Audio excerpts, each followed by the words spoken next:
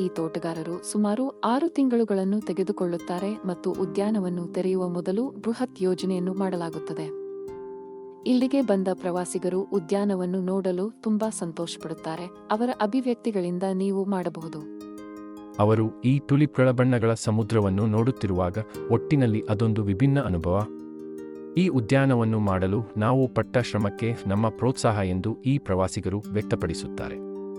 ಪ್ರತಿ ವರ್ಷವೂ ನನಗೆ ಖಚಿತವಾಗಿದೆ, ನಾವು ಉತ್ತಮ ಪ್ರದರ್ಶನಗಳನ್ನು ಮಾಡುತ್ತೇವೆ. ಉದ್ಯಾನ ಪ್ರಾರಂಭವಾದಾಗಿನಿಂದ ನಮಗೆ ಮೊದಲ ದಿನದಿಂದ ಹೆಚ್ಚಿನ ಒಳಹರಿವು ಇತ್ತು. 3ನೇ ದಿನ ನಾವು ದಾಖಲೆಯ ಸಂಖ್ಯೆಯ ಸುಮಾರು 35,000 ಸಂದರ್ಶಕರನ್ನು ಹೊಂದಿದ್ದೇವೆ. ಇದು ಈ ವರ್ಷ ಇದುವರೆಗಿನ ಅತಿ ಹೆಚ್ಚು ಎಂದು ಟುಲಿಪ್ ಗಾರ್ಡನ್ನ ಇನ್ನೊಬ್ಬ ಫ್ಲೋರಿಕಲ್ಚರ್ ಅಧಿಕಾರಿ ಶಾಯ್ಕ್ ರಸೂಲ್ ಹೇಳಿದರು. ವಸಂತ ಋತುವಿನಲ್ಲಿ ಕಾಶ್ಮೀರ ಕಣಿವೆಗೆ ಹೆಚ್ಚು ಪ್ರವಾಸಿಗರನ್ನು ಆಕರ್ಷಿಸುವಲ್ಲಿ ಟುಲಿಪ್ ಗಾರ್ಡನ್ ಪ್ರಮುಖ ಪಾತ್ರ ವಹಿಸಿದೆ ಮತ್ತು ಸಂದರ್ಶಕರ ಭಾರೀ ವಿಪರೀತವನ್ನು ನೋಡಿದ ಸರ್ಕಾರವು ಹಿಂದಿನ ಸಮಯಕ್ಕಿಂತ ಮುಂಚೆಯೇ ಉದ್ಯಾನವನ್ನು ತೆರೆಯುತ್ತದೆ. ಇದು ಏಪ್ರಿಲ್ ಮೊದಲ ವಾರದಲ್ಲಿ ತೆರೆದಿರುತ್ತದೆ ಮತ್ತು ಈಗ 10 ದಿನಗಳ ಹಿಂದೆ ಮಾರ್ಚ್ 20ರಂದು ತೆರೆಯಲಾಗಿದೆ. ಪ್ರವಾಸಿಗರು ಹೆಚ್ಚಿನ ಸಂಖ್ಯೆಯಲ್ಲಿ ಉದ್ಯಾನವನಕ್ಕೆ ಸೇರುತ್ತಿದ್ದಾರೆ. ಇದು ಉತ್ತಮ ಅನುಭವ ಮತ್ತು ನಮಗೆ ಸಿಲ್ಸಿಲಾ ಚಿತ್ರದ ಅನುಭವವನ್ನು ನೀಡುತ್ತದೆ. ಸಿಲ್ಸಿಲಾ ಚಿತ್ರದಲ್ಲಿ ಅಮಿತಾಬ್ ಬಚ್ಚನ್ ಮತ್ತು ರೇಖಾ ಏನು ನೋಡಿದರು? ಇದು ಅದಕ್ಕಿಂತ ಉತ್ತಮವಾಗಿದೆ. ಅದೊಂದು ದೊಡ್ಡ ಅನುಭವ. ಇಷ್ಟು ಸುಂದರವಾದ ಮತ್ತು ಇಷ್ಟು ಬಣ್ಣದ ಟುಲಿಪ್ಗಳನ್ನು ನಾನು ನನ್ನ ಜೀವನದಲ್ಲಿ ನೋಡಿಲ್ಲ.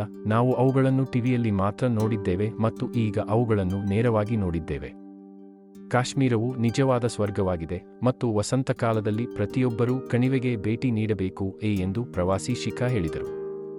ಪ್ರವಾಸಿಗರು ನೃತ್ಯ ಮಾಡುವುದನ್ನು ಮತ್ತು ಸುಂದರವಾದ ಉದ್ಯಾನವನ್ನು ಆನಂದಿಸುವುದನ್ನು ಕಾಣಬಹುದು ಮತ್ತು ಪ್ರಪಂಚದಾದ್ಯಂತದ ಅನೇಕ ಹೂವಿನ ಉದ್ಯಾನಗಳಿಗಿಂತ ಇದು ಉತ್ತಮವಾಗಿದೆ ಎಂದು ಕರೆಯಬಹುದು. ಇದು ನೋಡಬೇಕಾದ ಸೌಂದರ್ಯವಾಗಿದೆ.